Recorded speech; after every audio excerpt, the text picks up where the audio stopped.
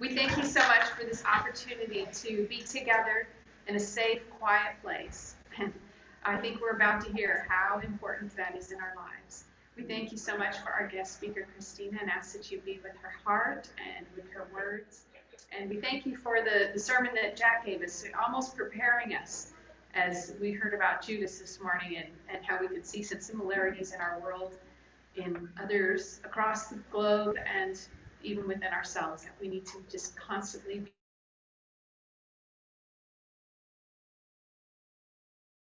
Amen. Amen. And you all know Diane, who's part of our Bible study, and she's going to introduce her guest. Yes, good morning. I want to introduce you to my friend, Kristina Chepak, and her mother, Irina. David and I have both known for 20 years, and she's a delightful woman. When I asked her originally to speak, she said she couldn't because she can't stop crying. She's too emotional. And her daughter, Kristina, heard of that, and she's reached out in many ways to our greater community, educating us. So I'm very happy she's here. And interestingly enough, her mother told me just the other day what Chepak means. And it means dogwood roses, which are blooming right now, and they're sturdy and beautiful. So thank you for being here, Kristina. Thank you so much for the nice introduction, Diane. I'm very happy to be here today. I'm very blessed that I got to meet Diane recently, and just been amazing to have the opportunity to speak with her group and also here as well. So thank you all for being here today. It was such a pleasure to be part of the service this morning. Jack had a very good message, and as you had mentioned, it's a good introduction into what I will be talking about today. And I couldn't help but think about all the similarities that is going on today and also back then as well. There's a lot to talk about, so I will be covering a few different things, such as my family there, also the history, as well as current events that are happening in Ukraine right now, globally as well. Just a disclaimer, I'm not a historian or a politician, I'm just a 27-year-old Ukrainian-American who's here to speak from the heart, and just to spread awareness about what's happening and ways we could do to help the people in Ukraine. So, where do I start? So I'm, Kristina. My family, my parents and my sister are from Ukraine. They came here in 1994. They were religious. They seek religious asylum in the United States. They were of the Greek Catholic religion, which was banned at that time. So around when the Soviet Union had fallen apart, it was not allowed to be Greek Catholic. But even during the Soviet Union, there was a lot of oppression of religion and freedom of speech. Unfortunately, that is still prevalent nowadays, especially specifically in Russia, in other countries as well.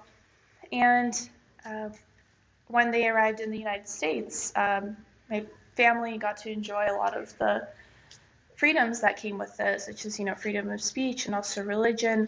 Funny enough, the same year that they arrived in the United States, the religion of Greek Catholicism was started to be allowed in Ukraine. So I guess it was good timing coming here. A few months later, I was born, and I was born and raised in San Diego, and I went to Grace Lutheran Church and School in Escondido from kindergarten until 8th grade. I went to Lutheran church there, and so I recently spoke there as well and saw a lot of my former teachers and pastors as well.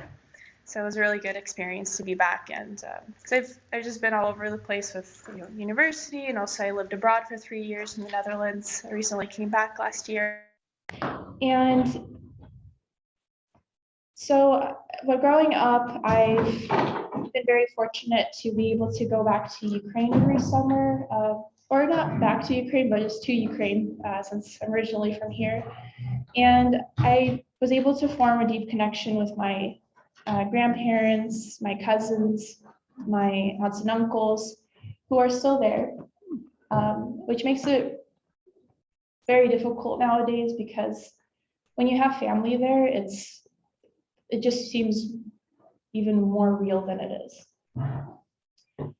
And sometimes we don't catch that through media. And that's the feeling I get when there are other countries that are going through perils such as this. And it's not as easy to relate as when you have your own family there. Currently, my cousin Andrew, he's my age. He's 20. I'm 27 years old. He's 9 months younger than me. He, growing up, when we were little, we looked a lot alike. So people would always confuse us and think we were twins. We would play outside together. And I remember our childhood together and how innocent it was. So to see that happening now in Ukraine, I can't imagine. It just doesn't make sense in my head how we could be children playing outside on the playground.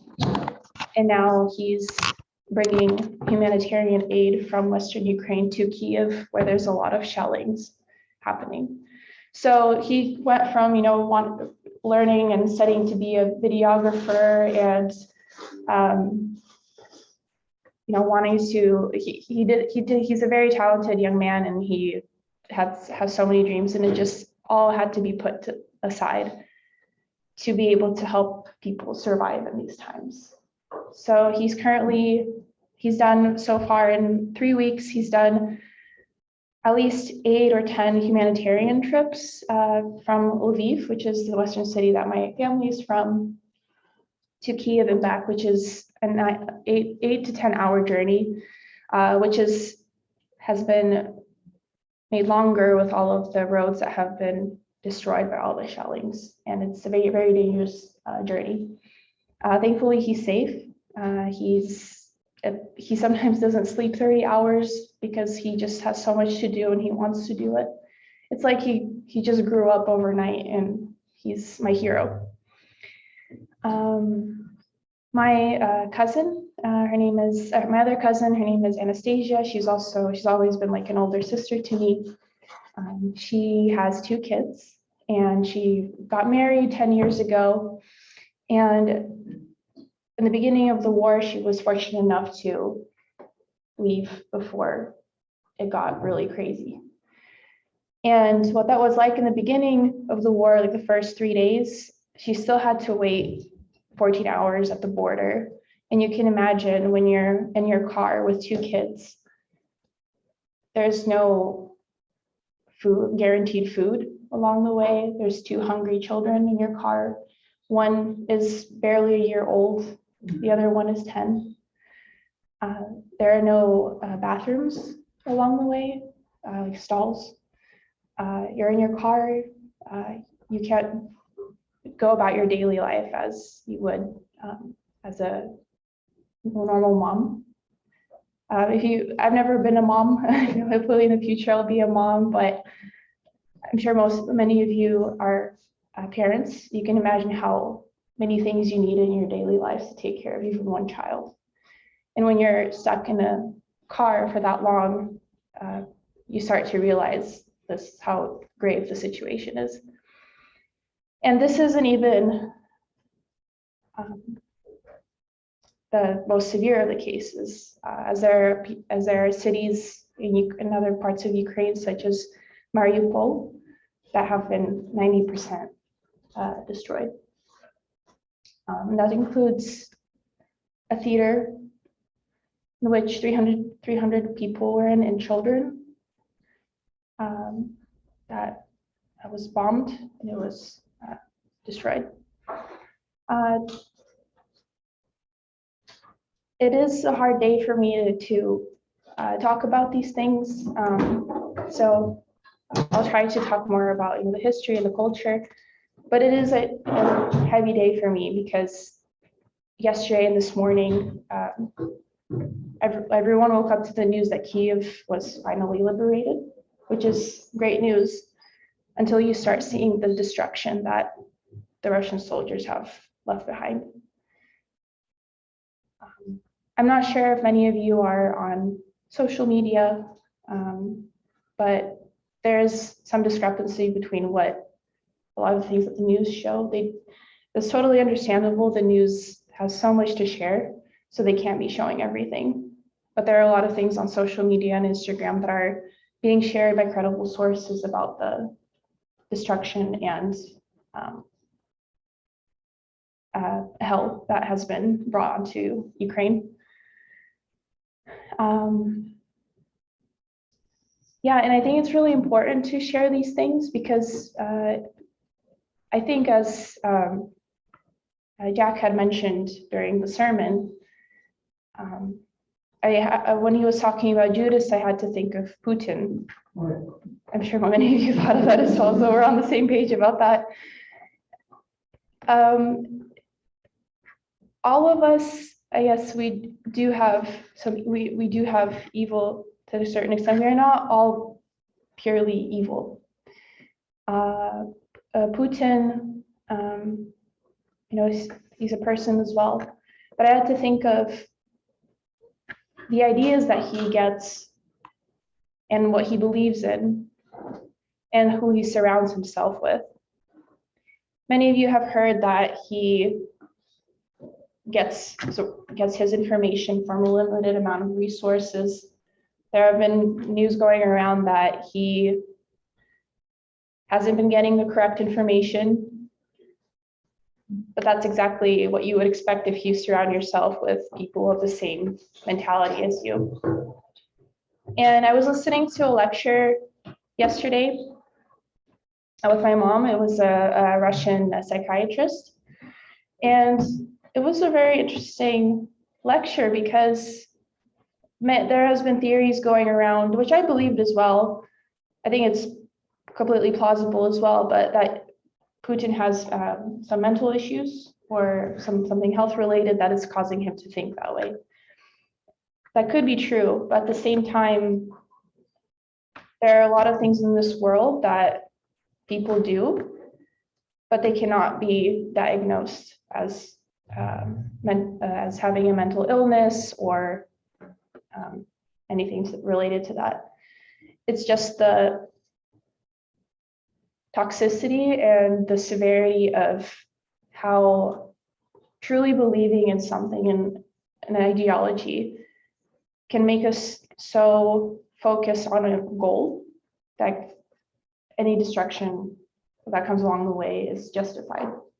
And this is exactly what is happening with Putin. And there's a lot of pro-Russian and anti-Ukrainian rhetoric and propaganda that's spreading throughout the world. It may seem that a lot of, most people are supporting Ukraine and against Russia, but that's not 100% the case, unfortunately.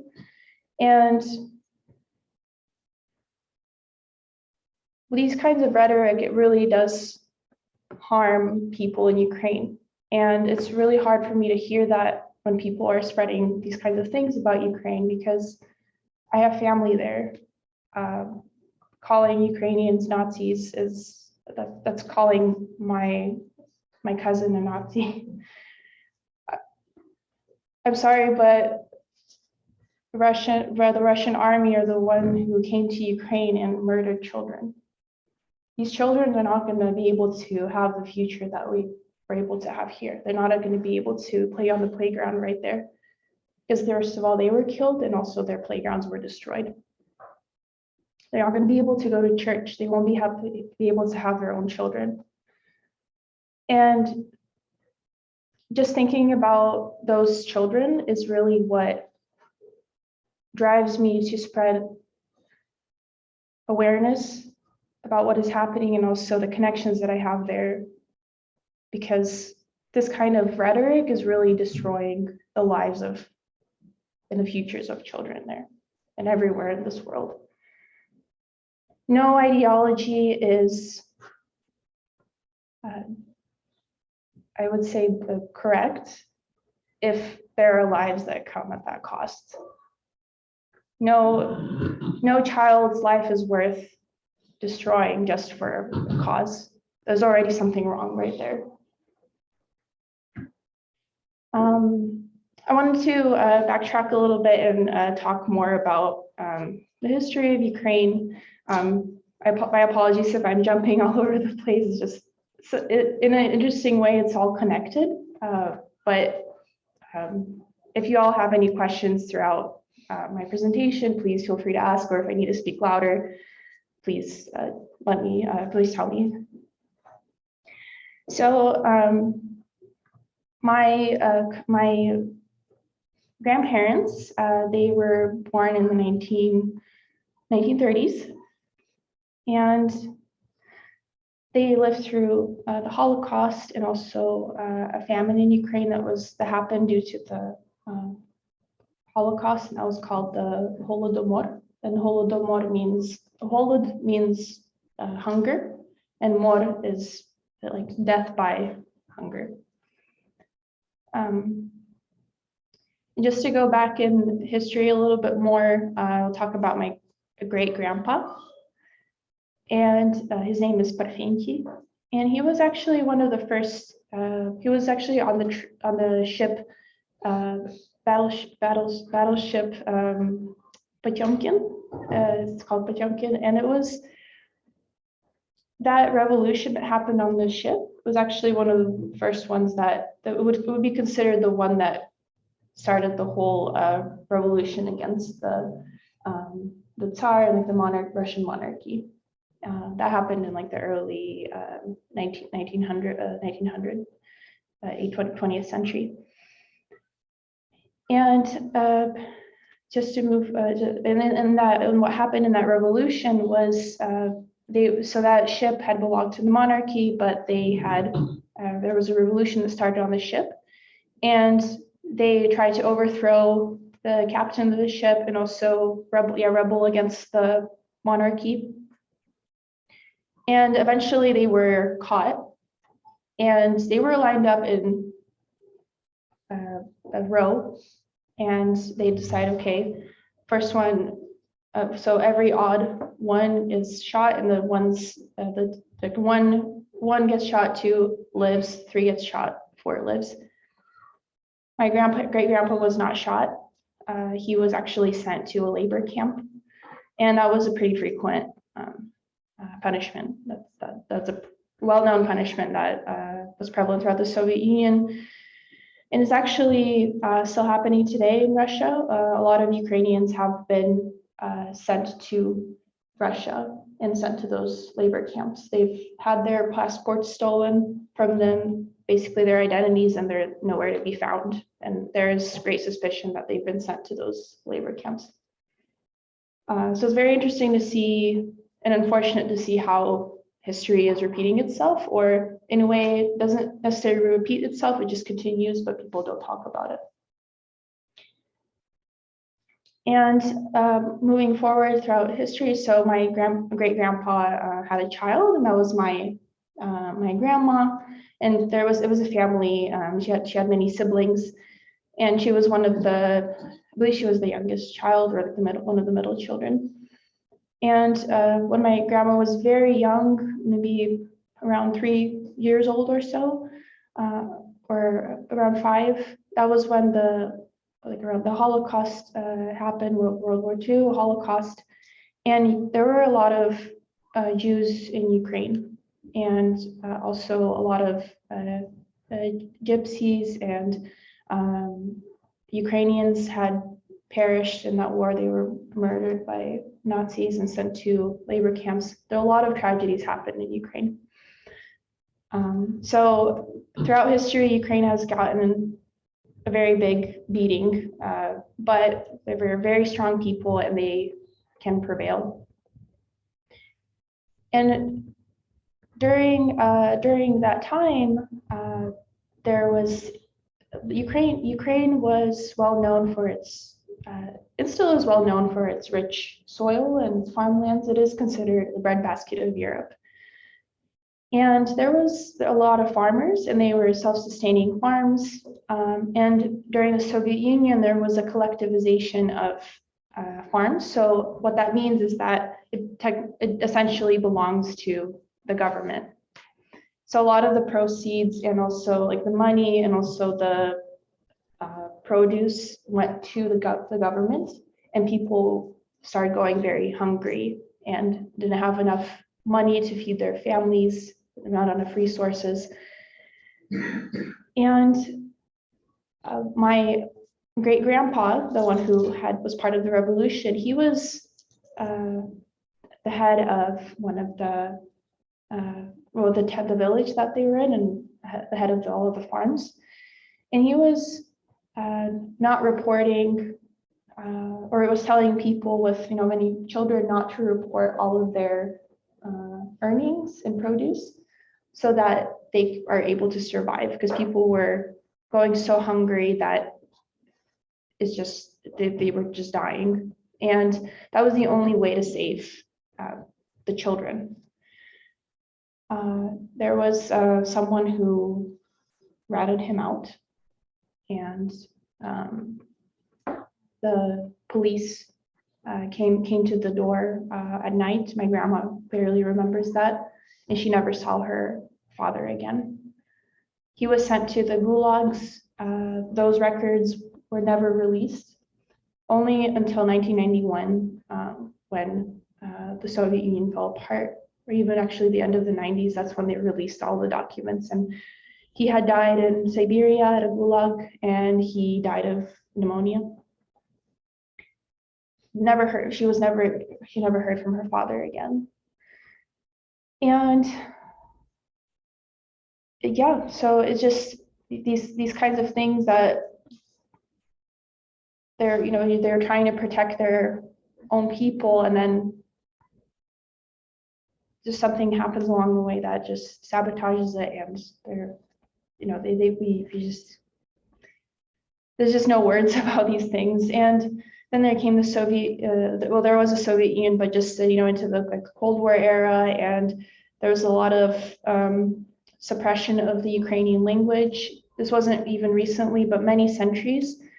Ukrainian language was not allowed to be spoken. Songs were forbidden. Writings were forbidden. Any plays that were written, that was considered taboo to speak Ukrainian, and you were only supposed to speak Russian in the Soviet Union, before the Soviet Union. And my mom was asked, like, oh, so were you allowed to speak Ukrainian? And she said, yes, but only at home. So imagine you're living in your own country and you're not even allowed to speak your own native language on the streets. It's just unfathomable that kind of. So again, this ties back to the theme that this suppression of Ukrainian culture and family, not family, but language, and I guess even if all of that is suppressed, then even you feel like as a family you are suppressed and you just can't be yourself in your own country. So it was very, very glorious day when the Ukraine, declared independence and the Soviet Union fell apart.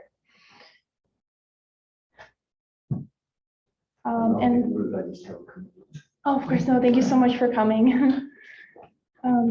This is really, really interesting to get from the perspective of, the situation, is your family still there? So when they look at their current government, I mean, we just hear the one, the main speaker, of course, and it seems like we're all encouraged, like all of Ukraine is behind him. Does your family feel that as well, or is that just a foreigner's perspective? Yes, there's definitely that solidarity. Oh, good. That we feel I'm so fascinated by it, because there never in my life have I ever been so proud of a politician, I'd say, like to the point where I'm like, oh my gosh, like this is, if everyone had a leader like that, it's just, what's really, of course, this is a time of war, so it's definitely different from our normal times. And of course, not all politicians are perfect. There's a lot of disagreements and also agreements. It's just, there's no one size fits all for everyone, of course. But as a wartime leader, he's really exactly what Ukraine and the world needs, because he I feel what is really lacking in today's politics and the rhetoric and also policies is really, I wouldn't say it's really lacking, but I think it needs to be revived a lot more, is empathy, and just empathy for human feelings.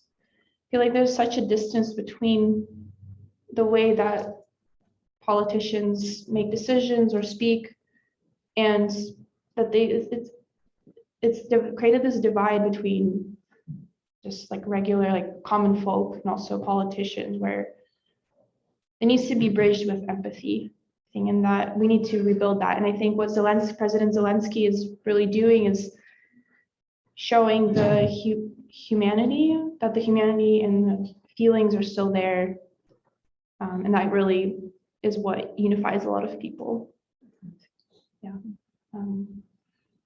Yeah. But thank you for your question. It's a really, really good question. And he, I'm sure as many of you know, he is an actor, a comedian, which I think is also very interesting because, first of all, no one imagined that an actor or a comedian would be a president. But who would have thought that a comedian would be like the best president that the nation and the world needs right now during these times? Yeah. He's very good at speaking. He's very good at connecting with people. And I think the thing about actors and comedians is that they really know and understand the capacity and the depth of human emotions. That's how they connect with people. That's how they relate to people. That's how they make people laugh, cry. That's why people love arts and humanities, because they can really get in touch with their emotions. And that's why I'm a big advocate for arts and humanities, because that really balances out the rationality and also the logic that we often surround ourselves in this world. So, but arts and humanities helps us be in touch with our emotions and human side, our spiritual side as well. So I think one of the things that really has also unified the world is how artists have been expressing themselves. There's a lot of artists in Ukraine who have been releasing like art, like paintings, and also songs as a way to collect funds and also just raise awareness, because when people see something beautiful, they feel a connection with it and they resonate with it, and that really draws them into understanding what's going on. And I think it's very important to do that, and I'm glad that they've stepped up and used their talents to really spread awareness about this, because there's different ways of appealing to people. Some people, they like to read the newspaper. Some people like to read history books. Some people like to listen to podcasts. Others like to see art. And just having this wide variety of ways to connect with people is really important in this war, in these current events. And yes. Do you speak Ukrainian? I do, yes. Okay. So you speak here. Mhm. When you go to Ukraine, do you find yourself, is it difficult for them to understand you? Do you have an accent there? That's a good question. So I do have a slight accent, but they think I'm from a different region in Ukraine, which is kind of funny. So someone thought I was Polish. But yes, there are some things that I don't understand. But I think I know enough. I know enough words in the language that I can come like 90% understand what it's about. But if it's like a higher level vocabulary, that's where I get lost a little bit. Do they teach English in the schools in Ukraine? They do, not as much as maybe like in the Netherlands or Germany, but They do, yeah. There's a lot of like, especially the younger generation, like around like my age or younger, they do speak English pretty well, enough to like communicate and get the point across. So, yeah. Yes. I've been really impressed by the Ukrainian people. I didn't know much about Ukraine, but there are so many that speak English, and the fact that their government seems to be perfectly willing to stay there and fight. It shows that freedom is so important to people. Once they taste a little bit of it, they don't want to give it up. And I don't think we appreciate in this country how lucky we are to live the way we do. And I can't get over the people in the parliament, women, everybody, gonna stay there until this is ended. It's amazing to me. Yes, I think so too.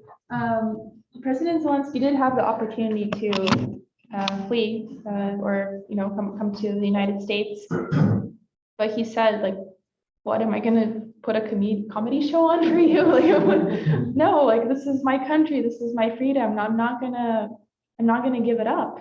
And it's good to see and know that there is a leader who is on the same level as just the general population of Ukraine. He never felt that he was, or maybe he did, but this is the impression that I get, is that he doesn't show that as if he was above them. He always was eye level with the population, and because during times of stress is when people show their true colors. He could die anytime. He's the #1 target. There's a bounty on his head and family as well. His family is still there. Which is amazing. I'm sorry? That the family's there too, is also amazing. That he didn't send them to safety. Yeah, and I'm sure they themselves like decided to stay there as well. And it's definitely different to what happened in 2014 when Yanukovych fled from Ukraine. That was during the revolution, the Euro Maidan in Kiev, when Ukraine, there were talks about Ukraine joining the EU, and there was a pro-Russian or Russian-supported president at the time in Ukraine, and there was a revolution that happened because they like backed out last minute. And Ukraine really wants to be no longer associated with Russia, because a lot of people think, oh, like anything past Poland, or even I would say Germany, that's already like Eastern Europe, like Eastern Europeans, it's more Russian. They just don't want that, because even now we see how different the mentalities are, the values, and there are really wonderful people in Russia as well. I have nothing against the Russian population. I have Russian friends.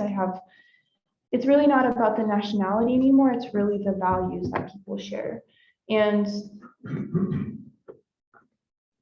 what we're against is the monstrosity that is and the horrific crimes that are being committed on our people. It's not because they are Russian. It's because they are lacking humanity, and they are just not in touch with human emotion anymore. There's something has happened, which is, oh, well, that's, lack of freedom of speech in Russia, filtering what you see on the news. That propaganda really shapes how people think. And that's really unfortunate. I feel really bad for the people there in Russia who genuinely support Putin and the crimes that are happening, because I actually don't even think they see what is happening in Ukraine, like the children that are killed, the women that are raped, the men that are tied, their hands tied, and they are just shot in the back of the head. These are them, and being very open about these things, and that's just what's happening. I don't want to filter out. That's not my job to be filtering things. That's what Russia does. They filter stuff. This is what's happening right now. And it's very sad that they are living there, and they the way they think and the ideas and their ideology and their values are really shaped by the government that they're under. Thankfully, there are independent reporters and journalists who try to introduce more resources and spread awareness about what is happening, but they're really cracking down on these things. There was a story of, there was a history teacher in school, and there was a student who asked her, the student had recorded, by the way, on audio, so I think there was something behind this conversation that wasn't just out of the blue. I think they were really like planning to provoke this, but they basically asked the teacher like, oh, there was supposed to be a competition, you know, like a academic like tournament or something that we were supposed to go to in June. Why can't we go anymore? And the teacher said, well, it's because Russia is not acting in a humane way. There's a war that's happening in Ukraine. People are getting killed. Just basically shares all of the information that most of the world is aware of now, except for them. And that was recorded, given to the parents, and that teacher was sentenced to 15 years in prison.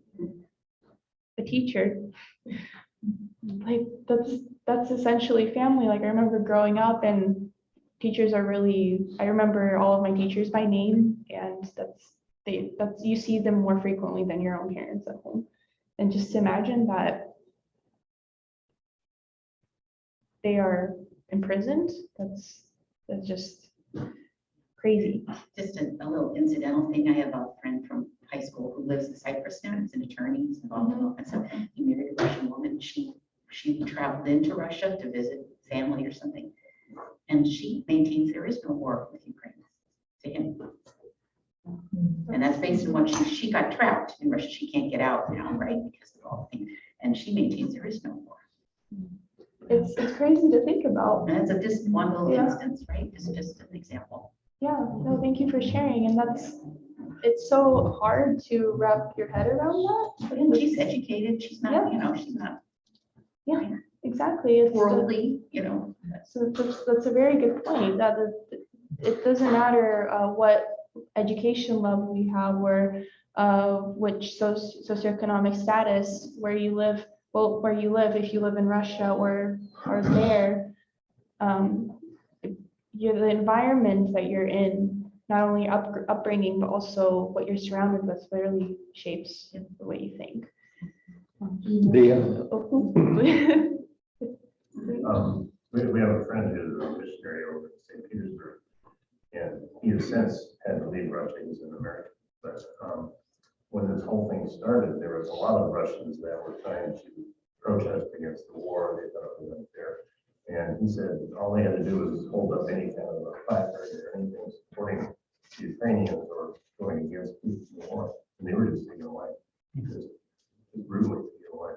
They ended up arresting like 20,000. Yeah. How is the communication? We hear that Elon Musk has sent in a satellite link. Are you aware of that? And is it changing? Is it a game changer? What is the communication like there? And has cell phone video technology changed the communication to get the real story out? Yeah, that's a really good point. Yeah, so one of the things that really makes this war so different and that's unified the whole world is that social media and also, WhatsApp, Telegram, iMessage, Facebook Messenger, that's really shaped and unified the whole world, because you're not subject to only what your own government tells you. You can be hearing and getting information directly from Ukraine, live footage and photos and videos from Ukrainian people. The Russians can. No, like just the rest of the blocked, world. yeah. Yeah, so that's blocked, exactly. So unfortunately, they are there. I'm sure there are ways they are there are ways to get it, because there are Russians in Russia who are against that war and they get the information. Those are the ones who are protesting or want to protest but are afraid to because of the 15-year imprisonment, and could be even worse. So yeah. Speaking of reporting, the other day, they said that the Ukraine's bombed the Russian fuel tanks. Mhm. But it wasn't clear. And then I think the Ukraine's denied it. What do you- So I have not read up on that information, but I did see that on the news. I believe that Ukraine did deny that, and I highly doubt that something like that happened, because that would just aggravate a lot of things, and also those resources are needed to protect against the aggression of Russia. There's also have been talks of where Ukraine, where Belarus, for example, Belarus, has talked about how they will stage an attack from Ukraine, as if Ukraine did it on their borders, so that they can turn the tables and blame Ukraine, which would give them a incentive to attack Ukraine. Exactly. So that my suspicion is that that's what happens, but please don't take my word for it, because I don't want to spread misinformation, but that's just my opinion. But I'll read up on that, and so thank you for bringing that up. I also wanted to ask about the currency over there, because we're taking a lot of donations here. And so are the banks closed in Ukraine? No, they are not closed. There's actually they are able to access their money there. There's also a PayPal has opened up their workings there, so it's supposed to be connected to your bank account, so people are able to easily send the money to Ukraine directly, because that was one of the difficult things, was really finding a way to get money there as soon as possible. So things like PayPal have made that possible. There's also, you can wire money directly to, I know there are some hesitations about using PayPal as well, but I've used it and I haven't had any issues with it.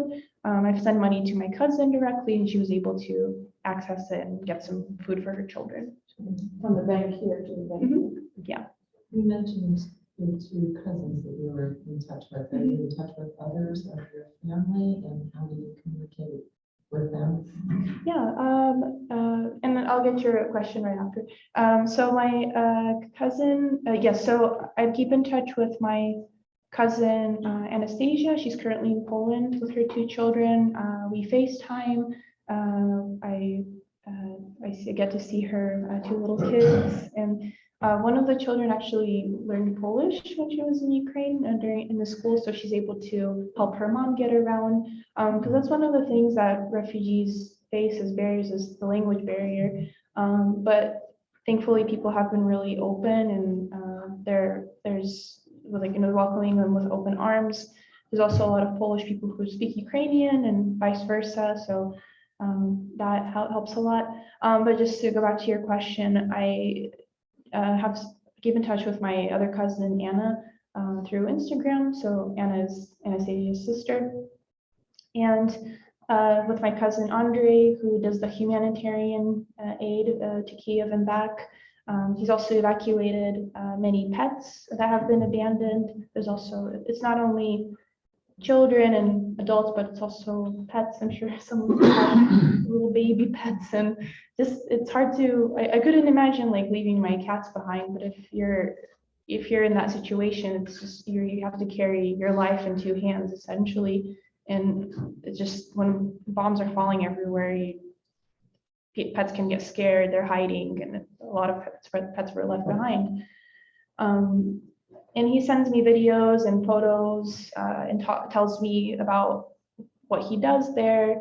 And he also posts on Instagram. I like think every morning I thank God that I see that, because I know that he's alive. And I will admit that every night I go to bed, I have this thought, like, that because of the time difference, that they're 9 hours ahead, actually, or yeah, ahead, that just a lot can happen in those 8 hours of sleep. And that happened one time that I woke up or I was about to go to bed, and I hear that the city that my family was from, there was a bomb that goes by, and my aunt felt the bomb, just the vibration and the sound and the air sirens. And she recently visited Poland. She's just coming back to Ukraine actually to be with her husband, but she was visiting Poland because it was my cousin's birthday. And they were all together, and she's told my mom like that this is the first night in 6 weeks that I was able to sleep without hearing air sirens, the air raid sirens, because it's just 24/7, like all the time. It's really distressing. So just being in that you fear that at any moment that can drop, and then it happens, and you're like, oh my gosh, like. If it was a mile closer to us, that could have done some serious damage, like in the other cities. So as we cousins, you're able to talk to or hear from the next generation, the older generation on that too. How do they survive? My aunts and uncles. So my uncle, so he's the father of Andre, he's the humanitarian aid guy. He is also helping a lot. They're really good with cars and buses and stuff. So they know how to drive one, how to fix it. So they are kind of put in charge of taking the things there and back. Because if something were to happen to the bus, they can quickly fix it. And also my aunt, my mom is in direct contact with her. I can also contact her sometimes, and we call and say happy birthday or just to catch up. My mom calls her every day. So I'm more in touch with the family members of my age, because we just grew up together during those summers I was there, and my mom is in touch with her siblings, and it's just good, really good to even just one message a day, that's enough to tell us that, or even just a sign on Facebook that says, active like 5 minutes ago, or, like, oh, okay, good. Like, I'm glad that they were active 5 minutes ago. And because if you notice that it's been a few hours, it's already like, oh my gosh, like that's what's going on, it's just really anxiety inducing. And yeah, but you answer that? I have two quick comments. Mm-hmm. In the early 1990s, when Ukraine became a sovereign nation, a friend of mine who was from Ukraine said that she would believe Ukraine will become a sovereign nation when the Russians stop referring to it as the Ukraine. I think that article was so important because it was no longer territory of Russia, it was a sovereign nation. Second comment I make is to show how boring my life is. Yesterday afternoon, I was watching a cooking show on NPR, and there was a young Ukrainian woman chef who gave a recipe and showed how to make duck and prune borscht. I'm never going to make it. But she wanted the culture of the food in Ukraine and how that borscht is a very important meal. Was very different in different parts of the country. So if anybody has any questions about how to make borscht, No, we want to come over. Yeah, to be honest, I've actually never heard. Yeah, I've actually never heard of a duck and prune borscht, but I love both and borscht, so it's like a perfect trio combination. I can answer your questions after the meeting if you would like. We can have a borscht feast one day. First of all, thank you so much for being here, but do you have a recommendation? I mean, in trying to help, we could get through the church through Jack or through UNICEF or Red Cross, but is there something you recommend that goes direct? Yes, I have made a brochure with charities that you could donate to. Some people do prefer donating to a verified foundation. I did my research, and these are credible resources. Another thing that I'm doing also right now, since this past weekend, is I've been in touch with my cousin, Andre. I can also show you some pictures of the humanitarian aid that he does.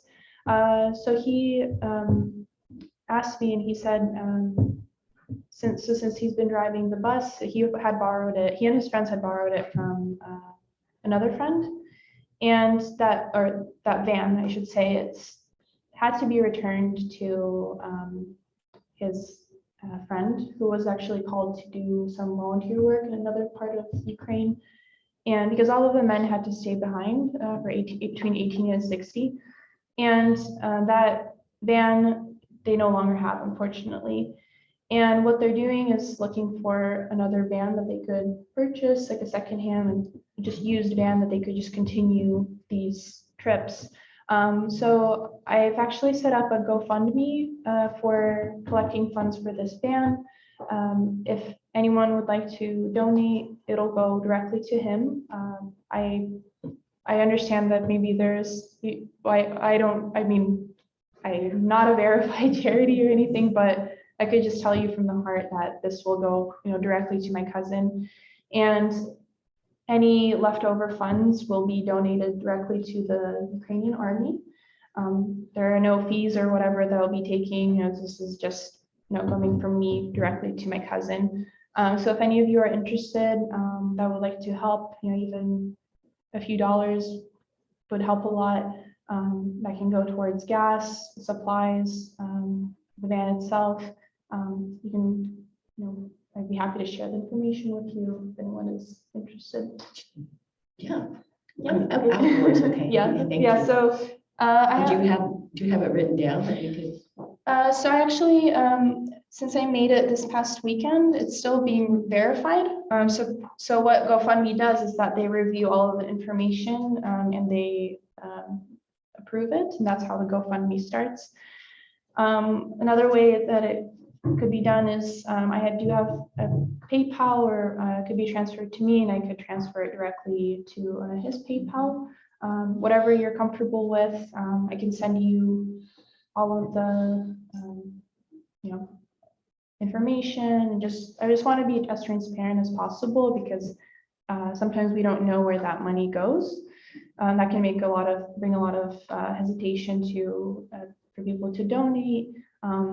So if there's any way I can make it as good of an experience as possible, because that is really the key factor to helping the people in Ukraine, is just being transparent, knowing where the money goes, who it's helping.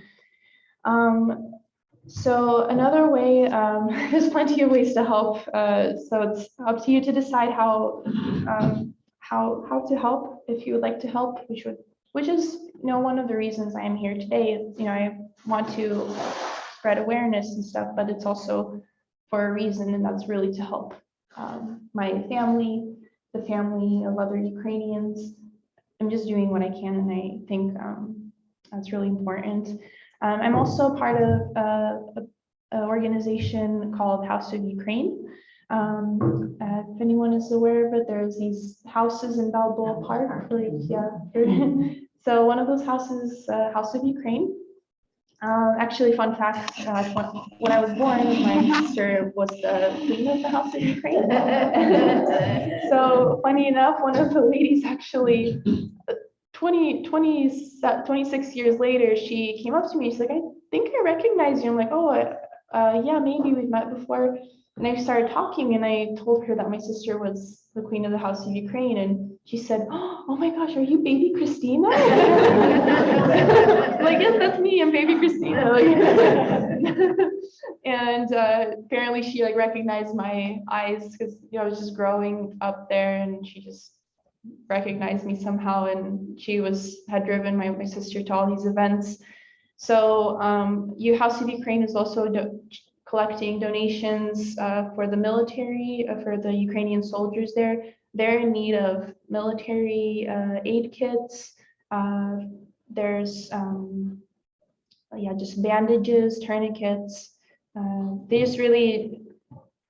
really just need to keep their people alive. Because if someone gets shot, their lives could be saved just by preventing them from bleeding out completely. And what the House of Ukraine is doing is that they're collecting these items, and they're shipping all of it to Ukraine. They recently got their first shipment, and they were able to make use of those items as well. So on these brochures, so it's how I can help Ukraine now. There's also a QR code for those of you who maybe would like to use the QR code to access the information and then give the brochure to someone else. That's not necessary. You can also just look here, and also my contact information is on the back, and I have my phone number here. Please call me anytime. I'm always happy to talk and explain anything, or just to say hi. Totally fine too. I have an email for those who prefer email. I have Instagram, and also I've added a link to House of Ukraine. Some of these brochures are the older version, so they do not have the link to House of Ukraine. But if you just Google House of Ukraine, that's the first thing that comes up. Go on their website, and they list all of the different things that you can do. So there are a lot of things you could do and to donate to. Just wanted to go over the few charities that I've listed here. First one is Come Back Alive. This organization has been around for quite a long time. They've also been there during the revolution that happened in 2014. There was a lot of people that died, and a lot of soldiers were supported by this fund. So you can, all of the money, all of the funds go directly to the army. And they are the ones that are protecting the country right now from the invaders. There's also Revived Soldiers Ukraine. 100% of your donation goes to fund the soldiers' rehabilitation. Also, they are prioritizing these donations for immediate aid, such as medical supplies, medical aid, and other things. But mostly medical aid. That's really what's needed right now. The donations are tax deductible. My company, for example, does a donation matching. So the amount that I donated, my company matched, and that doubled the donation, which was really amazing. It's very, very easy way to double your help, essentially. Another organization I've been supporting is called Razum. Razum means together, so Together for Ukraine. And they purchase medical supplies as well, so for critical situations like blood loss and other tactical medicine items, so also like tourniquets. It's very, very important. Again, these are tax deductible, and companies do matching for these donations. There's also Save the Children Ukraine Crisis Relief Fund. So these are just different organizations depending on, because there are people who would want to donate directly to children, directly to refugees, the army, directly to a family member. There's just something for everyone. And I've looked through all of the information, I've done the research, and these are credible organizations where the money will help the people. Thank you so much, Christine, for doing all that research and coming so prepared, and your presentation was great. And I think people probably have lots more questions, but I'd like us all to be encouraged to pray for them throughout the week. You heard probably at least a dozen really strong prayer requests in her presentation material. So I think I'll just close this up in prayer, and that'll give you time to grab brochures and talk to her.